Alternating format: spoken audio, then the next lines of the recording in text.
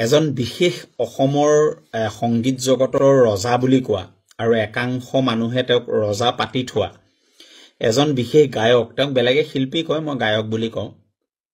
তেওঁ ৰাজীৱ শদিয়াক চিনি নাপায়, দেখাও নাই চাগে ৰাজীৱ শদিয়াক। কাৰণ ৰাজীৱ শদিয়া হৈছে টকৌ পাতৰ চালিৰ তলত পানী পৰা এজন গায়ক, আৰু তেখেত হৈছে বিখ্যাত গায়ক। তেখেতক ৰজা, তেখেতক ডাঙৰ ডাঙৰ মানুহৰ আশীষ ধন্য তেখেত মানুহ। ৰাজীৱ শদিয়াক তেওঁক চিনি নাপাব পাৰে ডেফিনেটলি, কাৰণ ৰাজীৱ শদিয়া হৈছে একদম মাটিৰ শিল্পী, জাতিৰ শিল্পী, জনকণ্ঠ, গণকণ্ঠ। ৰাজীৱ শদিয়া হৈছে টকৌ পাতৰ চালিৰ তলত থকা, শইন খেৰৰ চালিৰ তলত থকা এজন গায়ক। ইমান ডাঙৰ গায়কে, ইমান ডাঙৰ ৰাজীৱ শদিয়া গায়ক নহয় দেই, ৰাজীৱ শদিয়া হৈছে গণশিল্পী। যেনেকে মঘায়ুজা গণশিল্পী, ৰাজীৱ শদিয়া গণশিল্পী আৰু জনতাৰ শিল্পী। তেওঁ গণশিল্পী হোৱাগে নাই, তেওঁ জনশিল্পী আৰু গণশিল্পী হবলৈ বহুত দিন আছে, বহুত দিন আছে।